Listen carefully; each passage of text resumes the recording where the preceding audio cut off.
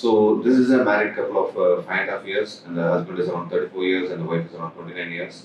They were trying for conception for the past 5 years, but unfortunately there was not a successful conception for them.